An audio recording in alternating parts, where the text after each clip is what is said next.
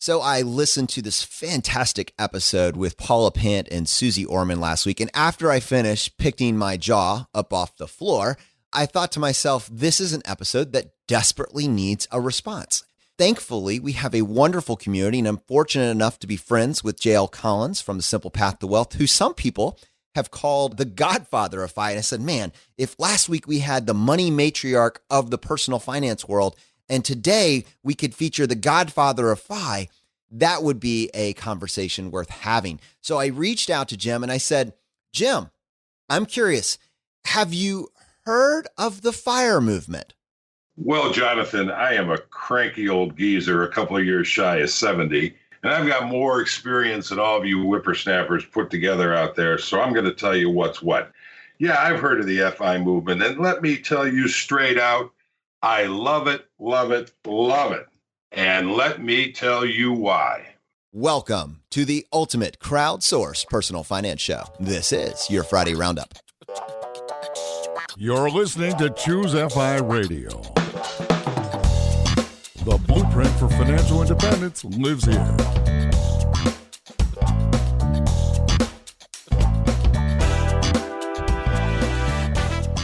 If you're looking to unlock the secrets to financial independence and early retirement, you're in the right place. Stay tuned and join a community of like-minded people who are getting off the hamster wheel and taking control of their lives in the pursuit of financial independence. Choose FI, your home for financial independence online.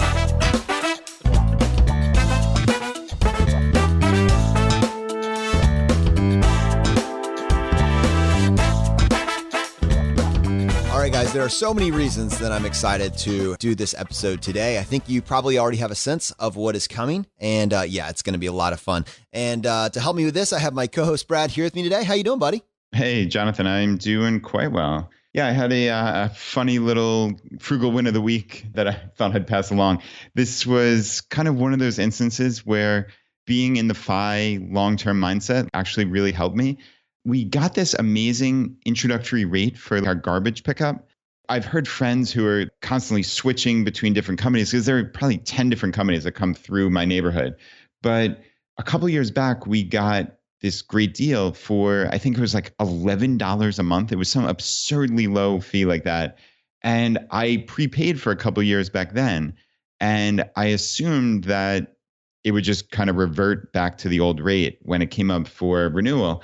But I just got it recently, and lo and behold, I was able to renew at that $11. So what I did was I locked it in for like 4 more years. Wow. So yeah, it was great. I prepaid for 4 more years. I would have done basically as many as they let me. So it was kind of hilarious. I don't think anybody's ever asked them that question before. But yeah, I prepaid. I mean, unless something calamitous befalls us, we're going to live in this house for many, many more years than 4. So I feel very comfortable doing that. Obviously, the risk is pretty low here since we're only talking $11 a month. But yeah, it was just kind of a neat little win, you know? But do you have flood insurance? No, I'm just kidding. All right, we'll get to that. I have a frugal win of the week as well. My cell phone, if you remember, I've been kind of frustrated with it because at this point, the battery only lasts about 4 hours. It seems like things have kind of started to slow down around that. Although I do not have an Apple, there was this kind of scandal of planned obsolescence when it came to older batteries in the Apple ecosystem. I feel like maybe there's some small spillover into my phone. And I was contemplating purchasing a new one. But I decided to look into just merely getting the battery replaced. Now, in these phones, this is not as simple as just buying a new battery. I mean, you need to have very special tools to open them up and place them in there. And I knew that if I tried to do that, I would just break something. It was just too much of a learning curve. And so I went online and I found one of these like screen replacement stores that you see everywhere and just asked them if they could replace a battery. And I happen to have a Nexus 6P. It's probably about 3 years old at this point. They don't make it anymore, but there's obviously plenty of parts still out there that you can purchase. He said yes.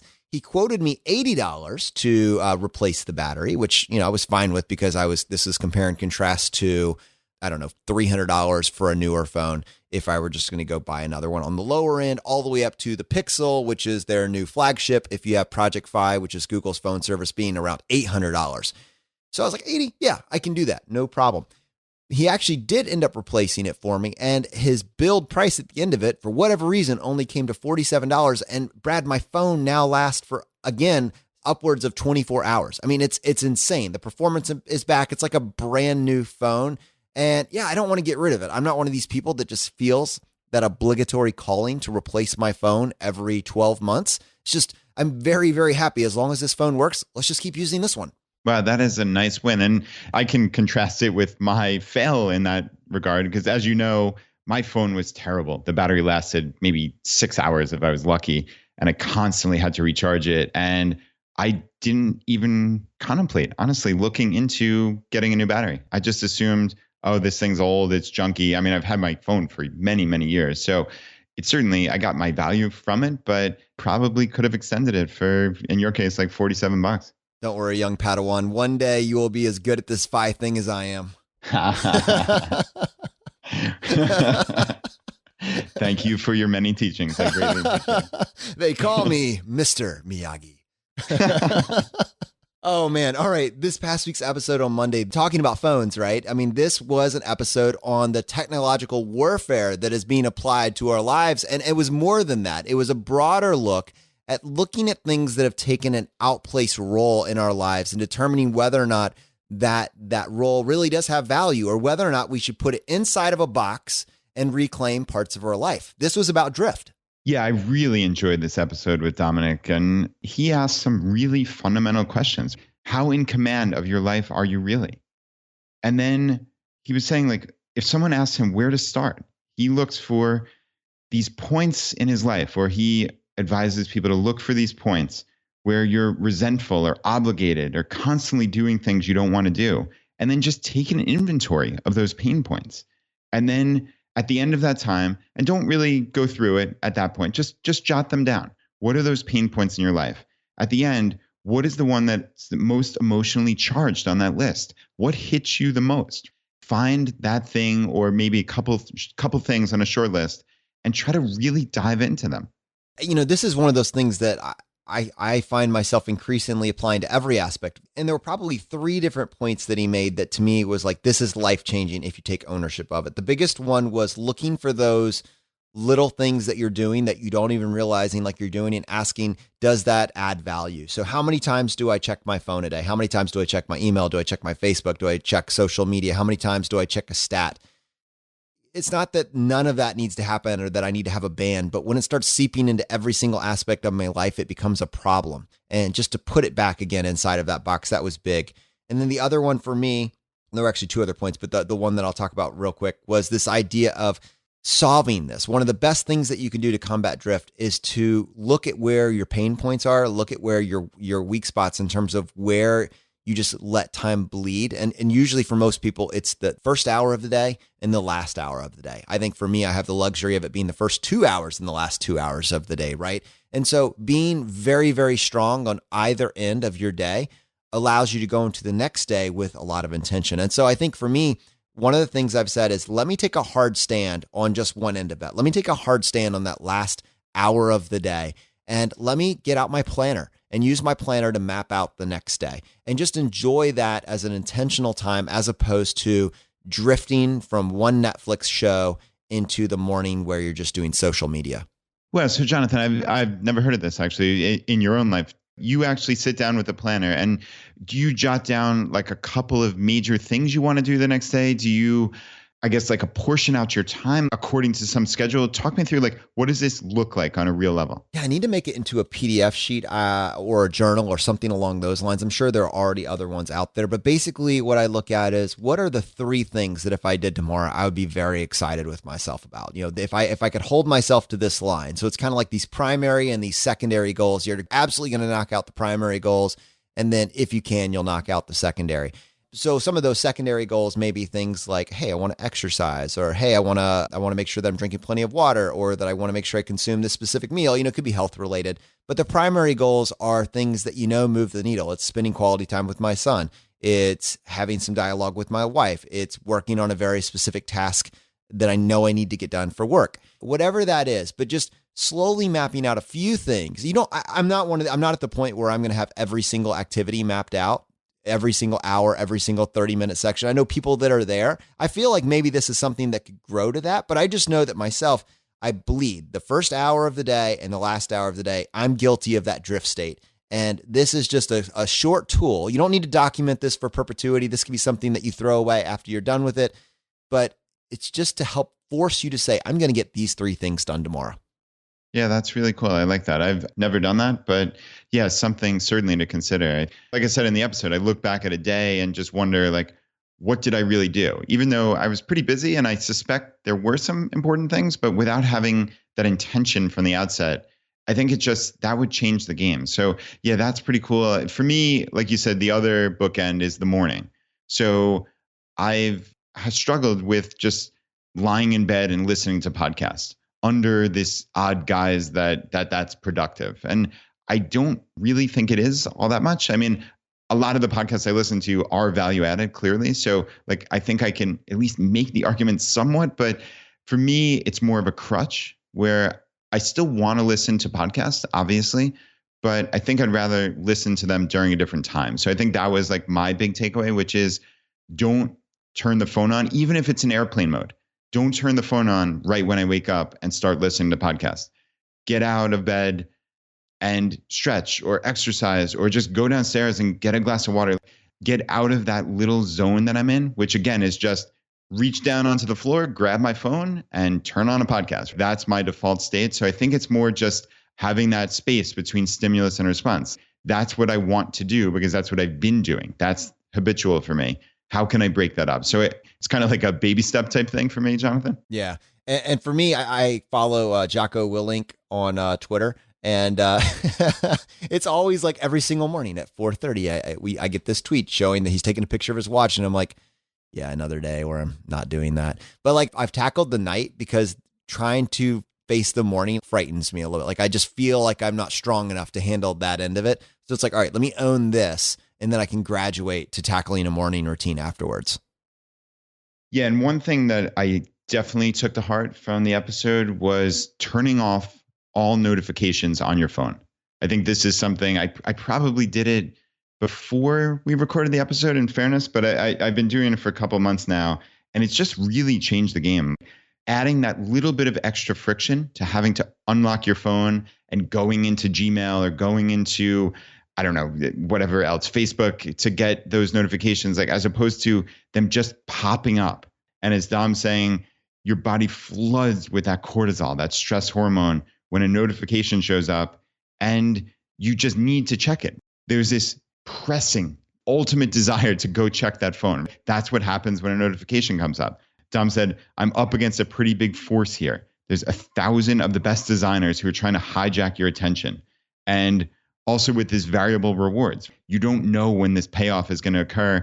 You don't know when a notification is going to come, but man, does it feel good when it shows up. So what do you do to combat that? You just shut them off. I know it took me 5 minutes on my Android phone to go into settings and notifications and just go into the couple apps that I get notifications from and just shut them off. And what I've done, I think similar to Dom, is I've left I've left 2. So any phone calls, very few people have my cell phone number. Any phone calls come through and text messages. So I'm pretty much assured that if I'm getting either a text or a phone call, it's likely from someone important, or at least enough that when I do check my phone, it's worth spending that attention. So that's kind of the line that I've drawn, but I think it's perfectly plausible even for me to shut off text messages. I'm contemplating that. So yeah, Jonathan, have you shut off notifications at all? Well, I was actually going to probe you a little bit further on this. So I have shut off, so I don't get Facebook notifications. I still get email notifications. Do you not get email notifications? I do not. Okay, I haven't done that. I could see how that could be useful. Yeah, I think across the board, I don't know if I've done it systemically or just kind of organically, but yeah, I don't get a ton of notifications on my phone. When he was talking about that lottery mentality, that variable reward, that really resonated with me. It's like you open up your phone, you just wonder if something's going to be there waiting for you. And in fact, I even remember interviewing him, questioning him, and where it's a phone interview, it's not a video interview. And I remember probably even during that interview at some point, that phantom feeling where I was checking my phone to see if something had come through. And the irony of that did not escape me. I mean, it was truly, wow. Even right now, it's so ingrained, you don't even realizing that you're doing it. And it kind of feels like you're separating a part of your body. And that's why I love, and maybe you can unpack this a little bit more, but he actually did a detox from all technology. And he uses that throughout his life in different aspects of his life. So he's done this If the phone is really important to him, he's done it with the phone. He's done it with different types of TV. He's done it with different forms of social media. Like he kind of looks at his life and says, is something taking an outplaced role in my life? And is that adding value? If not, a detox is a very good way to go about reclaiming that. That's interesting. And he was describing Corey Muscara, who we had on in episode 61, who does digital detoxes. And this was someone who did a 6-month silent meditation in Burma, who obviously can focus. He's had that period of time, but he still is susceptible to it. So if Corey is susceptible to it, we all are, obviously. So I think there's value in trying to take some type of digital detox to prove to yourself that you can do this, to see what your body and your brain feel like when you essentially shut off this drug. It's not hyperbole to call it a drug. So I think we need to take real, significant, and evasive action to figure out, what are these phones doing to us? They're marvelous tools. I couldn't live without mine. I'm sure everyone listening to this, it feels the same to some degree, but they do have a tendency to take over our lives. And we're fighting companies with billions of dollars and tens of thousands of ultra intelligent men and women who are creating these notifications and creating these devices to get our attention, right? So you have to fight back in some way. And I think a digital detox, and certainly the much less invasive approach of shutting off these notifications, I think that really will help you. Dude, we're about to go to Chautauqua for a 7-day period. Should we use that as a challenge to do a digital detox? Ooh, yeah, I thought about that. I thought about what happens if they don't have Wi-Fi there, or if we just don't sign in. That would be really pretty interesting. Now, your family's not going to be with you, so you will have to carve some time out to get outside of that. But for the rest of it, I might take that on as a personal challenge just to see if I can go an entire week without checking in at all. It feels so scary to even say that. Like, that's when you know you have a problem. All right. I would be incredibly impressed if you could do that. You know, let me tell you about one thing I have done, and just to show you baby steps here. So talk about morning routine. My family, almost 7 days out of the week. There may be a couple days that we've missed because of some scheduling we have, but we, right around 7:30 a.m. in the morning, we take a family walk. So me and my wife and my son, and we go, it's about a mile and a half. It is probably one of the highlights of our day. In fact, it sets the tone for the entire day. And one thing that I have taken to doing is I just leave my phone at home for that very specific period of time. Now, I know that doesn't sound like a big deal. Like, oh, well, yeah, of course, duh.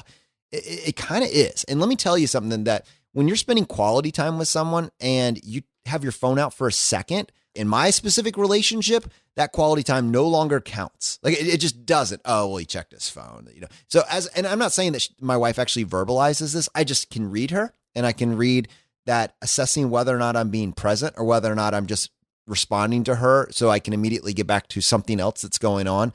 And it's powerful when you just say, my family is a priority. The people that I'm spending the time with are a priority. It's not in between a notification, I'm with you. No, I'm with you.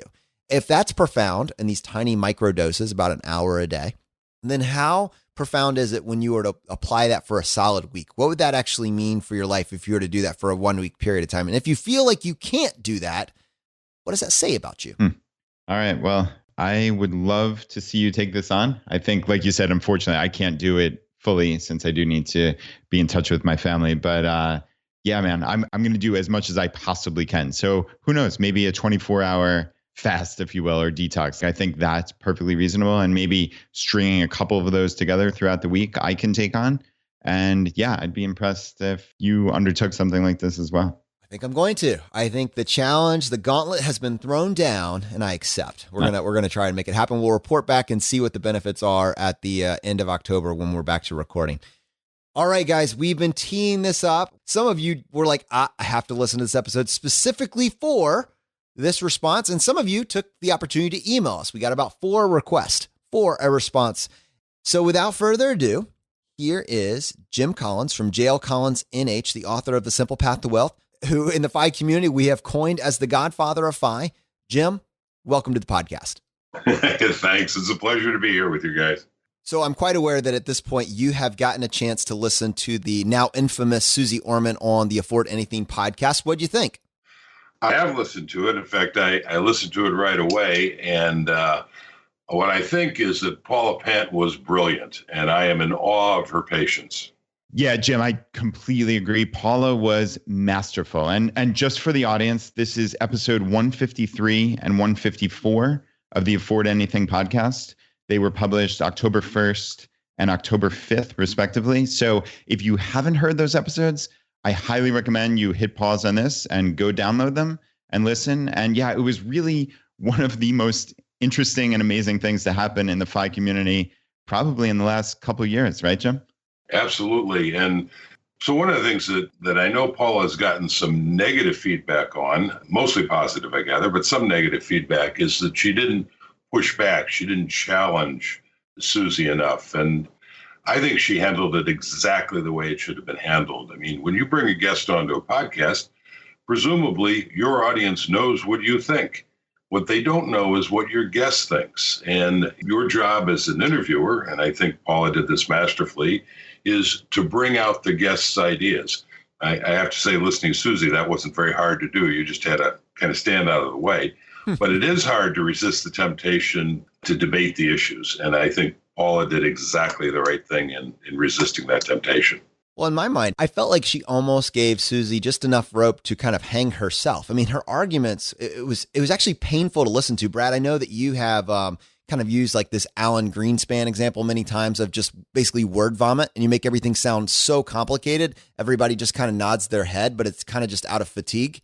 And I just wanted to press pause over and over again because there were so many just logical fallacies going on that I was like, we need to slow this down.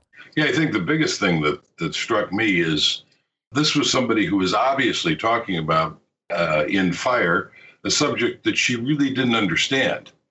And yet she had no trouble pontificating about it. And I think that's what has a lot of the FIRE community up in arms. And the sad, tragic thing is that from some of the comments that Suze made when she talks about, you should save your money and you should invest it, and compounding's powerful. I mean, there are a lot of commonalities there. And I think that if Suze understood what FIRE really is, that she'd probably be more comfortable about it. But to go off on it, not understanding what it really means, I think that's a turnoff. Yeah, Jim, I completely agree. It sounds to me, when I was really listening to it, that Suze was arguing for a FI lifestyle, at least in her own life, right? She said she was a waitress, I think, until 30. She saved, she cut expenses. She didn't come from money. She was exposed to the beauty of compounding. Like, this is a FI life. But on the other hand, she's now arguing basically that no one in this country can retire before 70 or 80, if ever, because $1 or $2 or even $3 million could never be enough. So it was someone who has just totally lost touch, in my estimation, with reality. How many people in America will ever have $3 million in assets? And Brad, that was the part that was so brutal. Who does she think her audience is? I mean, I know Suze. Everybody now knows that Suze has a private plane and a private island and a $30 million net worth. And it's quite obvious that Suze can't retire on $2 million. I mean, that is very, very apparent. But I got to wonder who she is actually speaking to, because right now the average American, and this was a study that was done by Bankrate over the last year or two, the average American has less than $4,000 in saving, and 57% of U.S. adults have less than $1,000 to their names. This is what we're dealing with. And for her to suddenly say the bar is $10 million, well, frankly, my friends, you could work till 90, you could work till 180. I hope those juicing supplements are working for you, because you're never going to get to a number that Suze is telling you you have to have just to have a bare bones existence. Well, to pick up on that, and I agree with what you both said, it really does sound like Suze embraces the FI lifestyle, but then she overlays it with this blanket of fear of all the terrible things that could happen. And that fear makes her recommend that people just keep driving away and burning up their life. And yes, bad things can happen, but one of the worst things that can happen is you spend your life doing something that you don't really enjoy doing. Now, Suze evidently is very fortunate in that she's found something that she enjoys doing, and she found it while she was still in her working career, and that's wonderful. But FI allows a lot of people to step back, get off the treadmill, and then figure out what they're going to do. So it was the tone of fear that bothered me the most. Yeah, Jim, the fear aspect, that struck me significantly. And then she started throwing in things about AI taking over and 25% unemployment. It was just kind of odd to me. And listen, I get planning for the worst. I think buried in this, and if you look really, really hard, Suze maybe had some good points here. Things happen. If you're drawing down on your portfolio for 70 years, there's some uncertainty there. Like, I get at its heart, I really, really do understand what she was trying to say. But Brad, don't things happen if you're working too? That was a part where applying all these anecdotal stories to individuals that have retired early and how it could go wrong. But working doesn't salvage all that. And for a lot of them, if you go down in a duck boat, having a job doesn't help.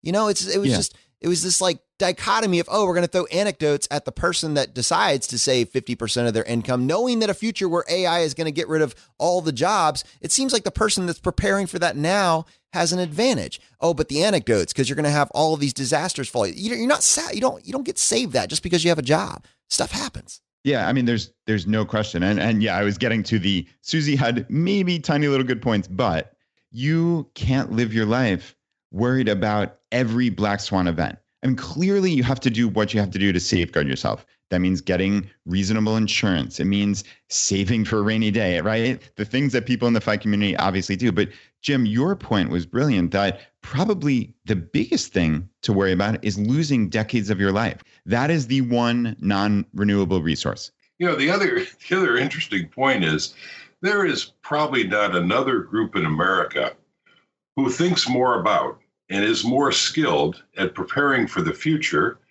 and the storms that can come in the future than the FI community. I mean, that's part of the deal. We plan to build up assets that can protect us against fate and allow us more choices. And I can't imagine that there's another group of people in the country who are more skilled at that task. Yeah, imagine that you're planning on traditional retirement and you don't even start thinking about what can go wrong until your late 50s when it's getting closer. Like, as opposed to an early retiree where everybody is telling them that it's not possible. Everyone is telling them that something horrible is going to go wrong. You're going to have to start thinking about these things. You're going to have to start stress testing your plan. In fact, you probably need to be a little bit more aggressive about stress testing it. I think that obviously in our community and the three of us here, we put a lot more emphasis on the FI than we do on the word retirement, which I think speaks to some of what Suze was talking about. But the fact of the matter is that this is not a community of people that are trying to be talked out of buying a pool that they can't afford. This is a community of people that are trying to figure out how to get from a 30% savings rate to a 40% savings rate while navigating current tax laws, while navigating all the complexities of healthcare. This is a community that is spending most of their free time studying this. And I don't think Suze realizes that or comprehends that. I ask myself, who is Suze? What is this content that she has? She's released these books. What would I learn from going and checking out Suze on the Oprah channel? What would be there? And I know that, in 2003 to 2008, Suze was a big fan of homeownership. This being the one that you absolutely needed. This was the key to making it for financial security. 2003 to 2008, she was saying anything below a 7% interest rate is amazing. And don't worry about if it's a housing bubble because owning a home is a keystone to wealth. That is an actual quote from an article in Hoper magazine. You can do the timeline there. In 2012, Suze was talking about a prepaid debit card. She was trying to help poverty. She wanted to eliminate poverty. And so she said the best way to improve your credit, I'm going to come out with a card that will be a prepaid debit card. It'll only cost you $3 a month. And if you use this card religiously, you're going to actually be able to improve your FICO score. And there is video everywhere around the internet of her talking about how her approved prepaid debit card with only a $3 a month fee is going to allow you to suddenly rejuvenate your FICO score. This was everywhere. It's not debatable. I genuinely think if Suze left the personal finance world, it was largely on the backlash of this card after it became mainstream and everybody kind of knew about how bad it was, because it wasn't just $3 a month. There was an insane number of fees that were actually documented. Fees to talk to a customer service agent, fees to get paper statements, fees to put money on the card, totaling, if you were to actually use all these additional services, like close to $20 a month. It's absolutely insane. And then the most important pitch for this entire card, the reason that you should be paying these fees for this cards is the repairing of the FICO score. And of course, it had zero effect. There was language at the bottom to say possibly in the future, possibly the credit unions will consider this as a substitute for a credit score and will account for this in your number. No, my friends. Doesn't work that way. They never did that. And it took literally years before they quietly disbanded the card, long after people that bought into the Suze brand were sharing this idea with their friends. This is a person who has significant blind spots, which is why I have trouble listening to her tell me what the future is going to be. There's just obvious things that she hasn't seen. And in fact, times that she has set aside common sense to make a buck. So this is interesting to me, Jonathan, because I have to be honest. What I know about Suze Orman, you could have put it in a thimble and had room left over for a cup of tea until the Paula Pant interview. By that, I mean, I'd seen her on TV a couple of times for, I don't know, maybe a total of 10, 15 minutes over my entire life. And the times I saw her, she was taking calls from listeners and telling them not to buy stupid shit. And I thought, well, that's good advice. And there's nothing that was compelling enough to make me want to continue to listen. So what you're saying is new information to me. But it's also very interesting information because Suze makes a point in that interview of saying, if I remember correctly, she's worth $100 million. And I think it's stated in a way to conflate her net worth with her investing skill. And based on other comments she made in that interview, she clearly lacks investing skill. And based on what you're saying now, obviously the money didn't come from wise investments. It came, sounds like, from scams. And even to the extent that it's not scams, it comes from having a very popular TV show that allows you to sell hundreds of thousands and, if she's to believe, millions of books. And all of that's fine. But I hope everybody who listened to that interview comes away understanding that that doesn't mean her investment advice is sound advice, because that's not how she accumulated the net worth she brags about. One of the things that was so interesting to me was when she mentioned that municipal bonds had suddenly disappeared and weren't profitable anymore. And so how could anybody have known that? And I remember as I was going through some of the articles that this was actually something that she advocated for. A lot of the financial advice that she mentioned on that episode, that was what she said now in retrospect is bad advice and doesn't work, is all being parroted from advice that she was giving, several years ago. So it seems like there's a pattern here of kind of looking back and saying, wow, that didn't work, so it couldn't possibly work. So the only thing that does work is just to keep working as long as possible. And it struck me that it just seemed like that almost that entire conversation was coming from a state of fear. And I've kind of seen this pattern in the past, and the FI community generally does not respond to it because we approach life from a place of outrageous optimism, which some people say is to our fault, but I think it's optimism balanced by a firm grasp in reality. Well, in this case, people that are afraid, people that are constantly operating from a place of fear, it's very easy to sell products to solve that fear. It's very easy to sell books to solve that fear. And you can build a marketing empire around that. And I just wonder if Suze, when she left 2015 after the debacle with the prepaid cards, she walked away. The money matriarch of the world is no longer here. How will people possibly survive without my advice? And she comes back and she finds that truly personal finance has been crowdsourced now. Best practices rise to the top. Jim, you're giving away all of the content that you have in your book. You're giving it away for free on your website, or you can get it from the library. And this is something that our community strongly encourages. I wonder if there's an aspect of wow, this needs to end now. And just to go for this straw man, which is this maybe 23-year-old that has $300,000 saved up and is contemplating early retirement and saying that's a horrible idea. You should go back paycheck to paycheck and work for the next 70 years. Don't even think about it. And oh, by the way, buy my book. Yeah, that may be the case, but even short of that, coming out and saying I hate it is, let's be honest, that's great marketing. And it's one of the reasons that podcast interview is blown up. And if you believe in the adage that all publicity is good publicity, then Suze's done herself a solid. Brad, I'm curious from your perspective on this. So obviously this was big for Suze. If you go to the iTunes Top 100 Business Podcast, her brand new podcast is now ranking in that top 100. She got a massive publicity spike from that. This was covered on Market Watch. All the major publications covered this. Obviously the FI community has gotten a lot of attention over coming months. So to some degree, she was able to ride that. My question is, do you think this is net positive for the FI community? I genuinely do. It's in the balance, but I would say yes. I think just to take a step back, clearly Suze is a master at self-promotion. That I hate it thing is just, it's perfect. It really was brilliant if that's what you're going for. So, I mean, like you said, there were articles all across the internet about this episode where Suze Orman went on to the Afford Anything podcast. Would that happen under normal terms? No, it wouldn't. And I think that's probably where one of the aspects where this is getting the FI community more publicity, right? And more eyeballs. So I think I would love to see Paula's download numbers for that particular episode and the one that followed, because they had to be enormous. And I think realistically, especially Paula's follow-up episode, which showed just the intelligence and the intellectual capabilities and rigor of the FI community. People didn't respond with emotion. They really didn't. And they had every possible opportunity to do so. People responded with their intellect. And it was just, that maybe was the single best podcast episode I've ever heard, the follow-up episode. And yeah, I mean, to me, that's what's so beautiful about the FI community. So you asked me, is this a net positive? I think it is, because I think we had a chance to take a step back and say, okay, here's someone coming in who obviously doesn't agree with us. Well, I think a lot of her comments showed she was kind of out in left field here. But again, she had some reasonable points about a 50 to 80 year period of drawing down, about calamities that can befall you, et cetera. Like, people need to think about this. And anytime we look at our own kind of sacred cows and say, all right, does this pass the smell test?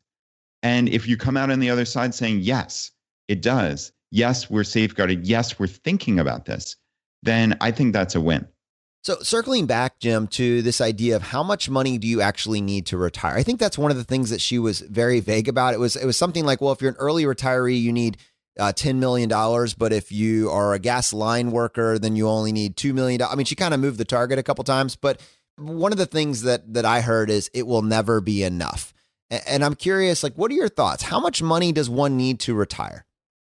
First of all, it was absolutely striking to me, the amounts of money she was throwing around that you needed for retiring. It ranged from what I heard, $10 million up to $100 million. And if that's truly the benchmark, only a tiny fraction of people in the world are ever going to have that kind of money to retire. But I think what Suze is missing is that whether or not you have enough to retire, there's two sides of that equation. One is how much money you have.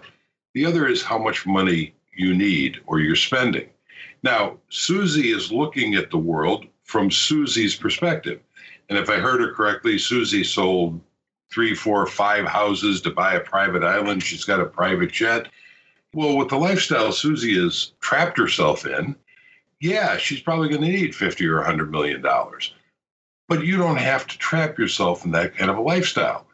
So it's really a function of how much do you actually need? I tell the story on my blog, and I think I tell it in my book too, about my friend Ken. And this is a story that goes back to 1993. Ken and I were having lunch just before Christmas, and Ken was in the financial business, so that's a business that pays well. And he had just gotten his annual bonus, and it was $800,000.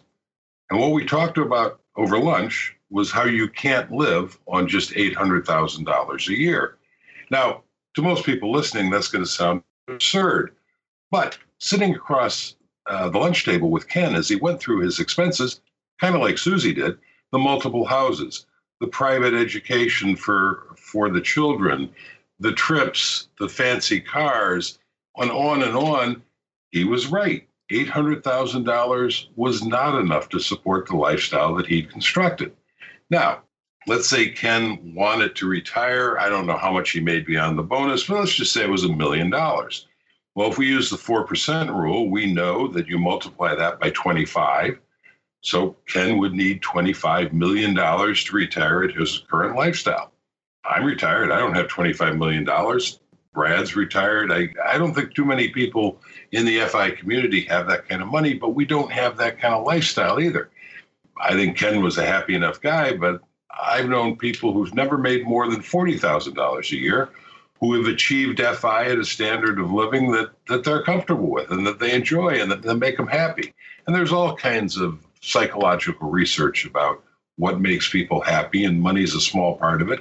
And the truth is that while it's a part of it, And it doesn't take that much money. What's crazy is Suze actually said that in the episode, but didn't connect the logic. I mean, I'm just thinking when she's talking about what she did, what she learned all those years ago. She says, I did all the retirement planning for the Pacific Gas and Electric, which is a utility company for Northern California. 7,000 people would retire and they'd see me. I did all the retirement planning most of those years for them. What was fascinating is that people who made $50,000 or $60,000 a year, who were the line workers, the gas meter readers, all of that, they had more than enough money to retire versus the executives that had millions in their 401k, was going to get a pension of $13,000 a month and blah, blah, blah.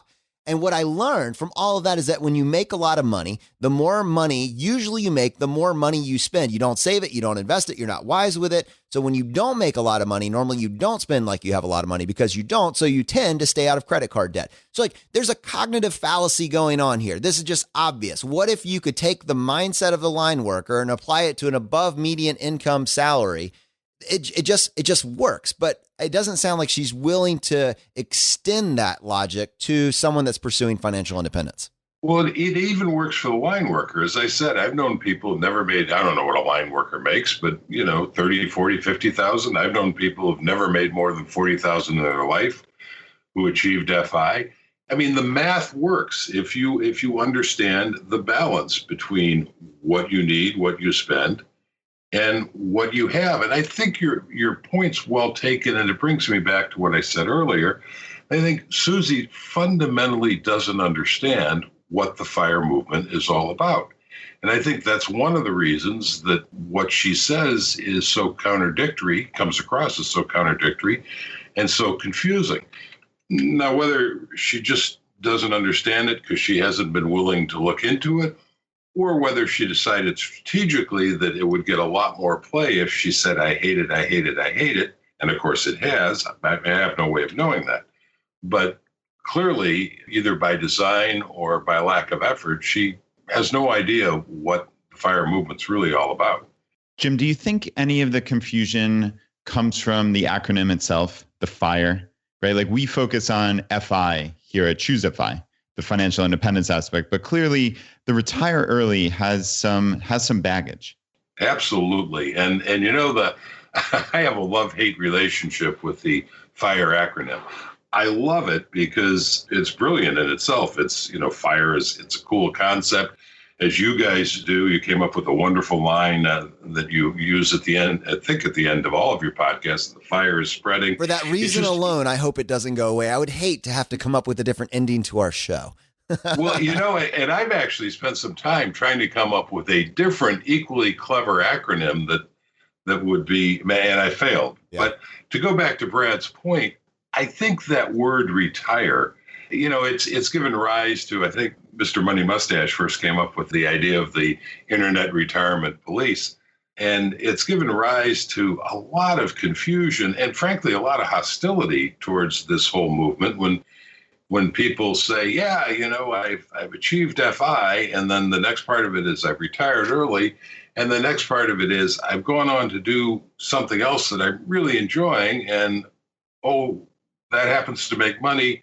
And well, now you're a fraud because you're not really retired. If you look at the comments of any of the public interviews that Money Mustache has done, you see it filled with that kind of stuff. Well, you've got a blog and it's making me, you're not really retired. But I don't think retiring is really the point. It certainly was never my objective. I always enjoyed my career. It was being financially independent just meant I could step away from work whenever I wanted to and for as long as I wanted to. And I could go do something else if I wanted to. But there are very few people, I think, in this community who are smart enough, driven enough, ambitious enough, adventurous enough to achieve FI who are just going to stop and do nothing. There are some. A couple of years ago in Guatemala, I ran into an Aussie who was riding his motorcycle around the world. He was about a year and a half into a 3-year trip around the world, and he was fully retired. I want to say he was in his mid-40s, maybe pushing 50. He was fully retired. He wasn't doing anything to earn income, and when he was done with the motorcycle trip, which, by the way, he is now finished, he sold the motorcycle and he bought a boat and he's sailing around the world. That's so awesome. There are people, yeah, it is awesome, but it's his choice. And that's my point, is that when you're FI, and I've actually had conversations with people who've achieved the FI number, that is 25% of what they spend, and now they're financially independent. And sometimes they say, so I have to quit my job. No, if you're enjoying your job, keep doing your job. Being FI just means you can do whatever you want to do. And if you're an Aussie motorcyclist who wants to then sail around the world and not have any more income, then do that. If you're Mr. Money Mustache and you want to renovate houses and build new things and create a blog, and that happens to make money, then do that. But I think, going back to Suze, most people who hit FI wind up doing things that are productive. They're just things that give them passion and satisfaction, which is also, by the way, what she was recommending. She was saying, go out and find a job that gives you passion and satisfaction. Well, that can be tough to do the first time around when you just need the money to pay the bills. It's a lot easier to do once you get to FI, or even close to it, once you have what I call FU money. It's a lot easier to make that transition and look for the thing that you really love to do.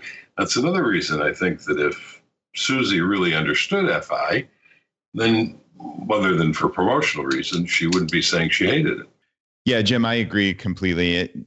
FI is about having power and autonomy and freedom over your own life that you otherwise wouldn't. This is not about retiring early. And if Suze hasn't researched FIRE or FI, then I get it, right? If she's picturing 30-year-olds who think that they can go gallivanting across the world and not get bored, I think that was her statement, which is, what are you going to do with your life? You'll get bored if you retire at 30.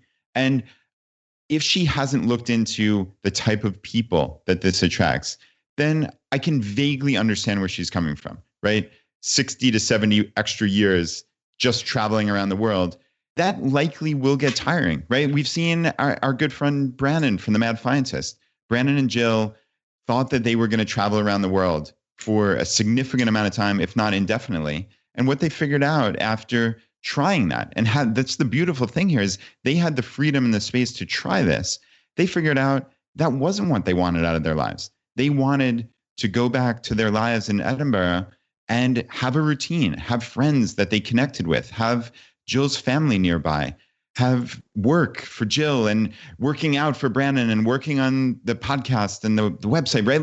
That's what they decided. Whereas your friend, Jim, who's the Aussie who's driving around motorcycle around the world and now sailing, like, that's really cool. And that's what that individual decided was the plan, right? So the beautiful part of this is we get to decide what to do with our time, right? Our precious years on this planet. So to me, that is the beauty of FI.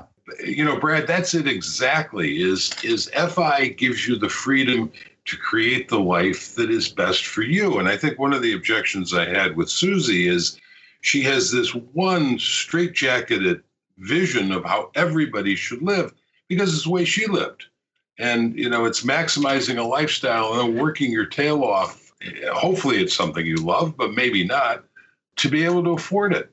The world is a huge thing. I mean, you're right about Brandon and Jill. You know, FI allowed them to try travel, and it didn't suit their needs. And now they found a different way to live that does. At the same time, Christy and Bryce from Millennial Revolution have been traveling around the world for a couple of years now. And when I talk to them, they're having a ball, and there's no indication that they're near being sick of it. And they are still doing creative and productive things on the road. Winnie and Jeremy, Gold Curry Cracker, still traveling around the world, still doing cool, creative, profitable things as they travel around the world. So being FI just makes more options available to you, and you get to choose. I felt like with Suze, a lot of this was because insurance. Work to your 70 because insurance, because disability insurance, because long-term care insurance, because flood insurance. Jim, can you protect every aspect of your life by working till 70? No, you can't. In fact, you mentioned the follow-up podcast that Paula did with the FI community, and I think it was Brad who said it was one of the best he's ever heard, or maybe the best ever. And I agree with that. It's certainly up in the top of them. And one of the participants in that told the story of his father, I think, who basically lived his life without hearing Suze, evidently, but based on the way Suze describes. And sometime in his 70s, something terrible did happen to him. And it destroyed his health and destroyed their wealth. And, lots of bad things happen. Let's take it to the extreme. So imagine for a second that you're Jewish and you're in Germany in the 1930s. Maybe your family's been there for generations and you've done well. You're prosperous. You've done well for generations. And then things start to go downhill and more restrictions are put on you. And then suddenly some of your property gets confiscated and then more. Maybe if you're one of the lucky ones, you escape as a refugee with the clothes on your back. Now, talk about losing everything. What's striking, World War II ends, those people who survive go on. Now, what do they teach their children? Do they teach their children, don't bother because it can all be taken away from you in the most brutal of fashions? No. They teach their children the value of hard work, the value of education, the value of saving, the value of investing. All of those same things that situationally turned out badly for them. Why do they do that? Because they know that while the most horrible things can and sometimes do happen in life, by and large, they don't. And by and large, even if they do, you will be better off by being thrifty, by being educated, by working hard, by investing. Yeah, and Jim, my mother's side of the family is actually Jewish, and I can certainly vouch that those lessons, those positive lessons, have been passed down through the generations. So yeah, that was an especially impactful story for me personally. So thank you for bringing that up. And I kind of wanted to pivot here back to the episode. One thing that jumped out to me, especially with you, Jim, you're the author of The Simple Path to Wealth. And I think many people in our FI community follow the advice that you laid down with low-cost index fund investing, controlling fees, and that being the most important path to long-term wealth. But Suze was talking about her investing advice, right? And I think she mentioned municipal bonds and some kind of selling Tesla stock. And I just love your thoughts on where she was coming from. Sometimes it was kind of hard to tell where she was coming from because she jumped around quite a bit and she'd throw out a line and then move on to something else. But one of the things that you just mentioned that also struck me was Tesla stock. And as I recall, at one point, she indicated that she had owned Tesla stock and she had sold it. And the reason she had sold it is she'd seen Elon Musk take a puff of a joint on video. That really rocked me back in my seat on a couple of different levels. So level number one, for anybody who's familiar with my stock series or my book, is I am absolutely convinced, and the research backs me up, that trying to pick individual stocks is a loser's game. But if you're going to do it, I don't think I have ever heard a worse reason to sell a stock than the one Suze threw out, which is basically, I saw the CEO do something I didn't like, or that maybe morally offended her, or whatever it was. So if you look at Tesla stock, you can say, okay, if you're a bear on Tesla stock, you're probably looking at it and saying, you look at this company and you look at the amount of money they're losing and the amount of money they need is from investors to keep going. And you look at basic business metrics and none of it makes sense. If you're a bull on Tesla stock, you're looking at it and saying, Tesla is breaking new ground. They're going to reshape the economy going forward, not just with electric cars, which are the future, but even more importantly, energy storage and the battery technology that they're creating. And they're going to be like Amazon was, and Amazon, of course, Jeff Bezos was famous for saying he didn't care about profits. And that drove the basic business people, analysts nuts, and the futurist people loved it. And Amazon, of course, has turned out to be a great investment. But a lot of companies that had that same philosophy back in the day, let's be clear, crashed and burned, which is one of the reasons I don't think you could pick individual stocks. But if you're going to own Tesla, you can make an argument to own it, and you can make an argument to short it. But to own it and sell it just because the CEO does one thing that offended you just makes no sense to me at all, and it shows a lack of investing savvy and, frankly, a lack of investing discipline. Yeah, I think you make some great points. So Jim, are you going to be picking up Suze's latest book? No, I don't think so. And I haven't, as I indicated before, I really don't know much about Suze. And I guess she's written several books. And listening to the interview, there's nothing that makes me want to pick one up.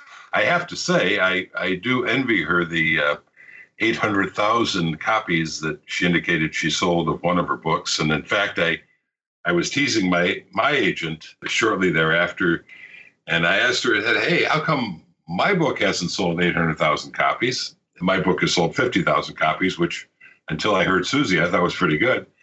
And when I asked my agent that, she said, well, Jim, you don't have a TV show. Yeah, Jim, that's something that we need to start working on. All right, J.L. Collins, author of The Simple Path to Wealth. Thank you so much for joining us on the show today. Hey, it was fun. Thank you for inviting me. All right, my friends. Well, unfortunately, that's going to bring this episode to a close. If you got value from today's episode, if you've been getting value from the episodes up to this point, just take 1 second and press the subscribe button on the platform you're listening to this on. It just lets the providers know you're getting value from the show and you want to be here when we produce additional content. Now, as you know, we like to finish every episode by doing a drawing for a copy of a book that we have found useful. And there's 3 books that we offer. One of them is not Suze Orman's. But we offer J.L. Collins' book, The Simple Path to Wealth. The second book is Dominic Cortuccio's book, Design Your Future. And the third book is Vincent Puglisi's Freelance to Freedom. If you want to enter the drawing to win one of those books, all you need to do is just go to choosify.com/iTunes, follow the instructions there, and leave us a short written review on either iTunes or Stitcher. And then send us an email to feedback@choosify.com, letting us know that you left a review and what screen name you left it under. We announce the winners every week on the Friday Roundup, and we give away 1 book for every 5 written reviews that we get. Brad, how many winners do we have today? All right, Jonathan, we have 1 winner today, and the winner is Tina.